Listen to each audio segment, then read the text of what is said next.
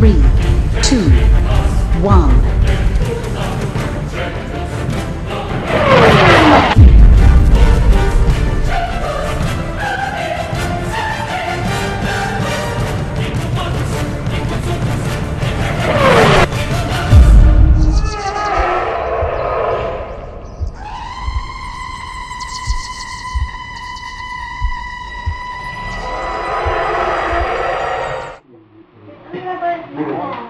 I can play. Can we play? Ate, can we play? Labas tayo. Why? Why lang? Daddy, why not? Mommy, oh. Mommy. Ma, this is enough. Hindi na kumikita ang negosyo natin sa bazaar. I think this is search for a new business. Napapatok sa mga tao. Katulad ng business natin sa Manila. Anak, ano naman yung gagawin natin dito sa bazaar na pinagbubulan ng Kuya Edson mo? Siguro naman hindi sasama yung loob niya, di ba? Besides, lilipat na naman tayo ng bahay. Kailangan natin magtayo ng panibagong business. Yung extravagant. Yung mabuhos sa mga tao. Lalo-lalo sa mga shopaholics, di ba? O, siya. Tama na muna ang ilusyon. Kumakatok! Okay. Ito na ng pintuan. Ako na lang. Morning! Morning! Tita! Sarah boy! Wow, thank you po. Opo ito pala. Medyo makalat dito. Alam naman si Sophie. Siyempre sa business. Ayos lang yung kuya. So, aren't you done with this yet? Dilipat na nga kayo yung buhos pa rin ako yung Tita, hindi ka ba nasasali kay Sofia? Lahat naman ng business na lulugi ay sa akin sinisisi. Tama na. Huwag na kayo mag-away.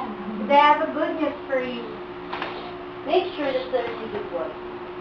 I found a house in Morong Rizal. I'm not sure if you're gonna like it, but it's a good way to start. Temporary lang naman yung paglipat na dito eh. Teka, new? Ibig mo sabihin ang titira namin na temporarily ay lumang bahay? Not that luma, it's an ancestral house na na-search ka from my friend. Okay, sige. Hindi namin kailangan i-check since temporary lang kami titira doon. Okay na yun. Wait, look at the time. I have to go. Bye! Okay. Bye, Tita. Thank you. Bye.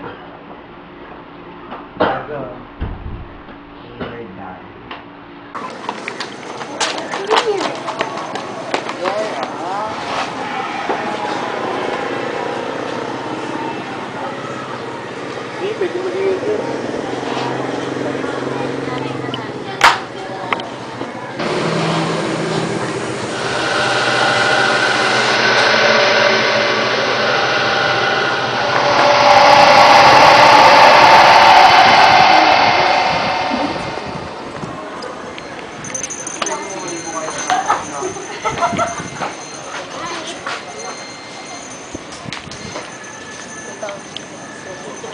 Ma, I have a bad feeling na hindi maganda yung bahay na yan. Ayoko dito! Lipat na tayo. Tama si Vera, ma. Ay, parang hindi maganda yung house eh. I think we should find a house kung saan pwede kayong magtakbuhan. Hindi yung house na kami pa yung hahabulan ng multo. You mean real ghosts? Oo, pag natutulog kayo, hawilakin yung paa nyo. Mommy, stop it. Ma, hindi maganda ang feeling ko sa bahay na to. Ate, parang kakaiba kasi. Nako, kayo talaga. Pansamantala lang naman tayo dito eh. Pag nakahanap na ng bahay si Tita Tiffany nyo sa Antipolo, magiging permanente na tayo doon. Promise? Promise? Promise! Okay. Oh, andyan na pala kayo. Magandang hapon. Kayo ba yung lilipat sa bahay namin? Ulyo! Ako si Julio. Ito ang... Ulyo! Ako nga pala sa Estrella. Pasok kayo. Good afternoon. Maaari mong makita ang loob ng bahay. Magaling kong kapatid. parang hindi ka masaya ngayon sa bago natin lipatan. Kuya, tignan mo naman yung bahay na yan. Mukhang century old na. Saka hindi maganda pakiramdam sa bahay na yan. Mukhang hindi magpapakita ng successful aura para sa business natin. I hope ito na talaga yung bahay na magpapakita ng successful sa atin.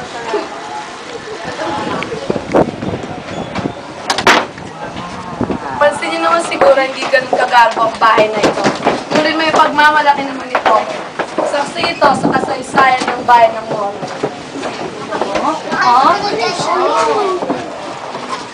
Oo nga kuya, mukhang ang luma sa bahay na to. Pero since temporary lang po kami titira dito, meron po ba dapat ipagbawal na gawin sa bahay na to? Lahat ng gamit at kwarto pwede niyong pasukan dito. Huwag lamang dito!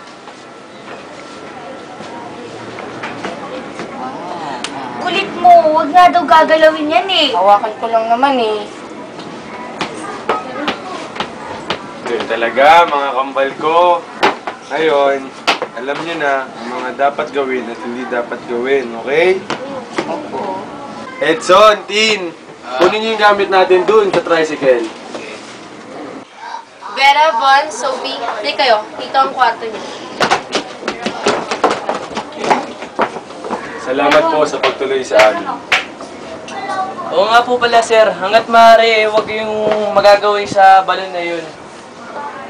Sige po, masusunod po. So, kamusta ang bagong bahay? Okay naman. But something really bothering me. Yung picture na nasa frame, yung matanda na ayaw ipagalaw ng mga caretaker dito, kakaiba talaga siya eh. Hindi siya maalis-alis sa isip ko, tita. Girl, you're crazy. Kita mo, sobrang pagka-focus mo dyan sa business plans mo, nakakalimutan mo nang i-separate ang katang-isip sa katotohanan. Pamangkin, masama ang sobrang workaholic. No. Hindi ko kailangan ng pahinga, tita. Sa mga panahon ngayon, kailangan kong magsipag. Okay. Wait lang. Oo nga pala, kumusta na yung business meeting natin about sa mga clients? Well, bukas din nakaset ang meeting mo with a businessman na pwedeng makipag-partner sa'yo since kakaiba naman yung business plan.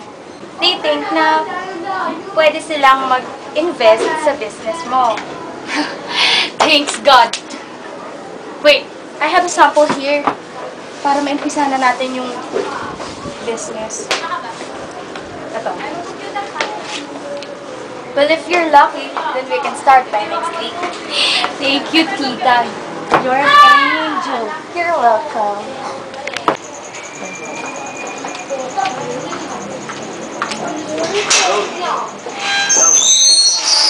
Vera, Bon? Nasa kambal po, nasa taas kakagaling lang po sa eskwela. Si Sir Lahay naman po nasa sala, nagpapahinga. Si Sophie at Edison, inaayos yung meeting sa kanilang kasama si Ma'am Tiffany. Ganun ba? Sige, sige. Maganda ka na lang para sa hapunan. Opo, ma'am. Tama! Ano ba, Larry? Mukha kang pinagulat. Nandiyan ka na pala. Hello? Sophie! That's good news! Papunta na kami dyan na mami mo. Na-aprobahan yung job na inaano ni Sophie. Tara, punta tayo.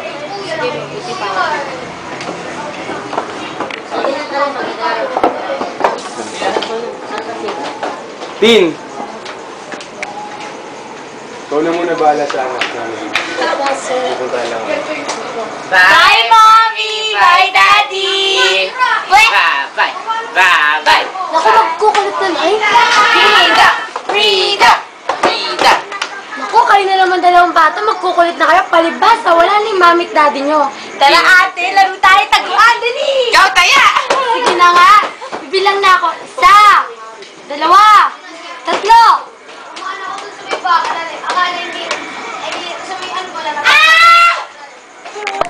Nabasag yung frame! Hala, pero ba't mo binasag yan? Lagot tayo sa mami at daddy mo.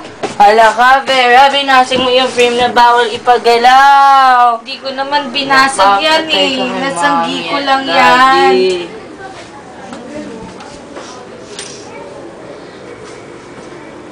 Ate Tin, bakit parang may babae naglakad sa likod ko?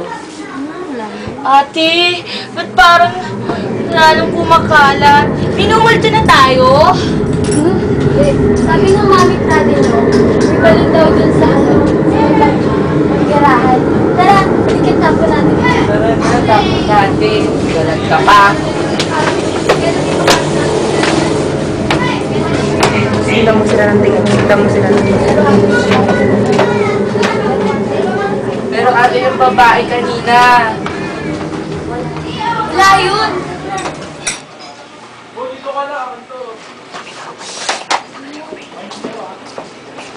Ma!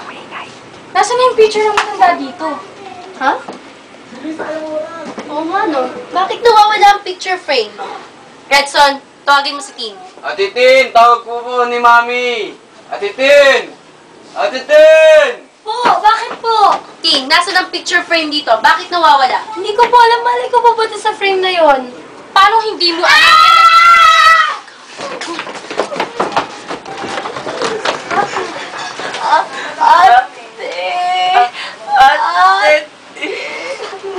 Ano ba kasing nangyayari dito?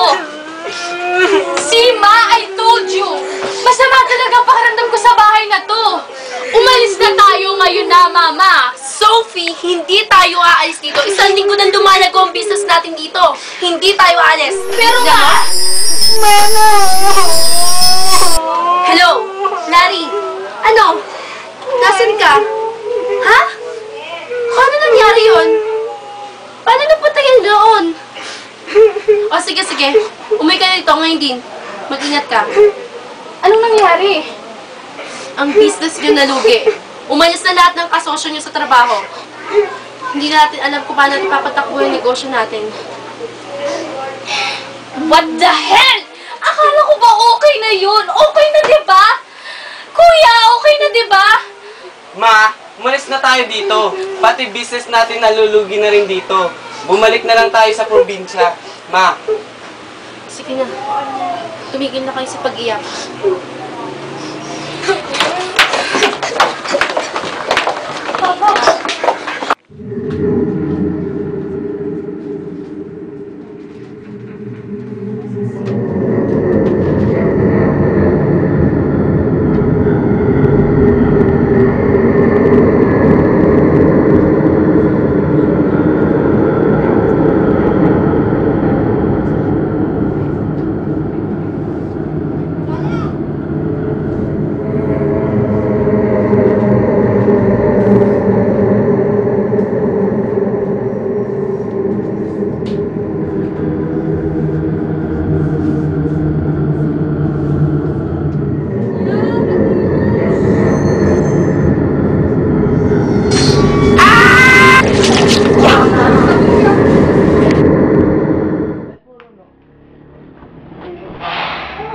Anong nangyayari?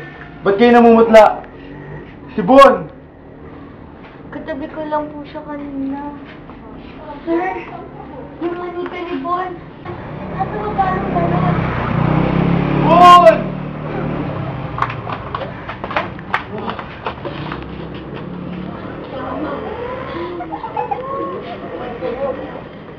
Hinapon yung litrato sa balon? Ma! Nabatos ko. Tita, nasaan ka na? Ano ba nangyari? Nabatos ko yung naglalaro kami. Mag-impake na kayo. Bukas na bukas, aalis tayo sa bahay na to.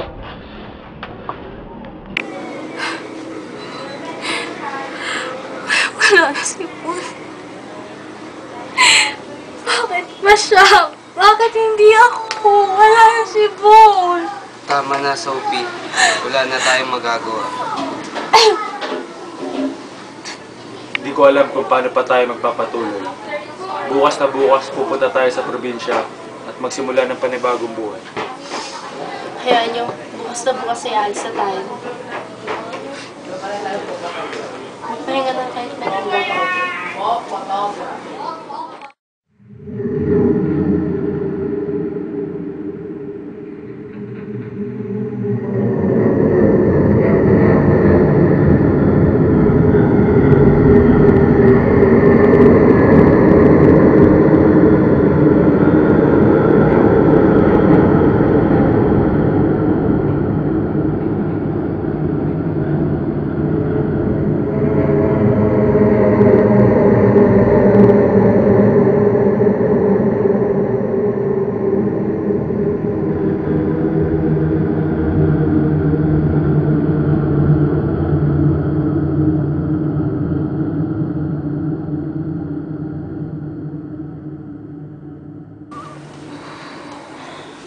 Bakit hindi ginawa yun? Hindi pa ba sapat na nawala lahat sa akin? Bakit hindi ako pinarurusahan na ganito? Sino po kayo? Paano po kayo nakapasok sa bahay na to? Malis na kayo! Iwan ninyo ang tahanan ko!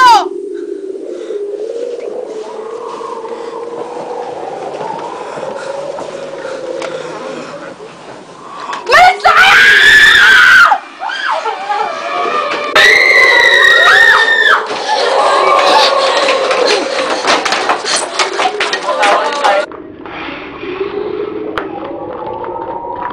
Utang na loob. Wala na kami matirahan. Hindi na namin tumira sa bahay na iyan. Naulit na naman. Ano po ba nangyayari sa bahay ngayon? Sunod na kamalasan ang inabot namin. Pasok tayo.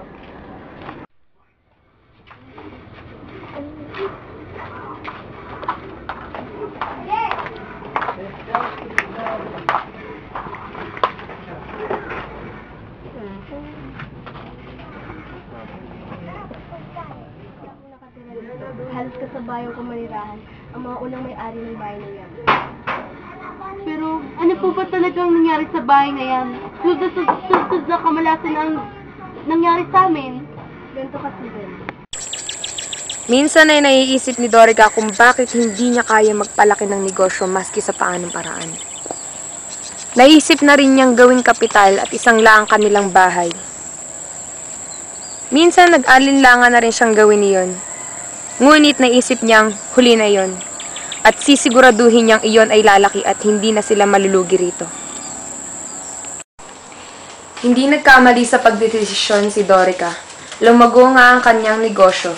Inaasahan nilang kaya pa niya itong palakihin. Ngunit ilang buwan pa ang lumipas at unti-unti ring humina ang negosyo. Hanggang isang araw ay tuluyan itong nagsara at ibinigay ng gobyerno. Sa matinding puot na nararamdaman ni Dorica, isinumpa niya ang bahay at ang litrato niyang iniingatan. Sinusumpa ko sa lahat ng taong maninirahan dito. Hindi papalarin sa kanilang negosyo. Lahat sila ay susumpa ng aking larawan at dadalhin sa walang hanggang lalim ng aking puot.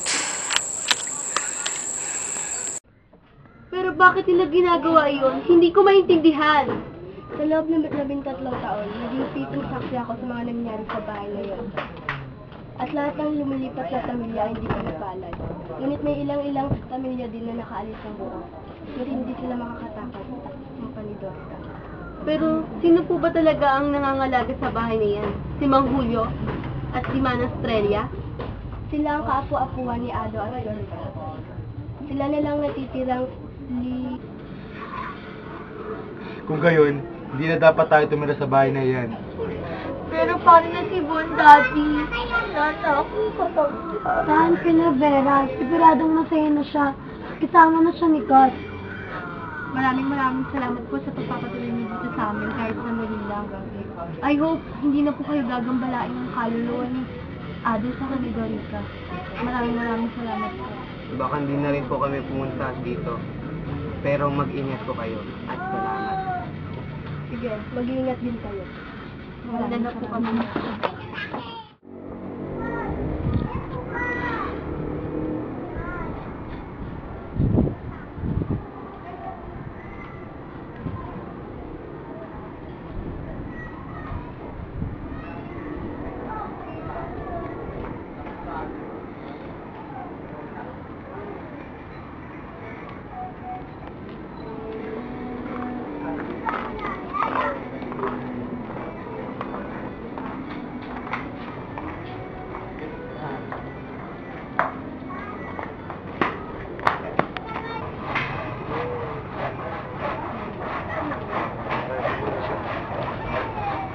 Bro, may bago. Bro, what the heck? Guys, bagong tambayan! Yes! Bakit alam mo?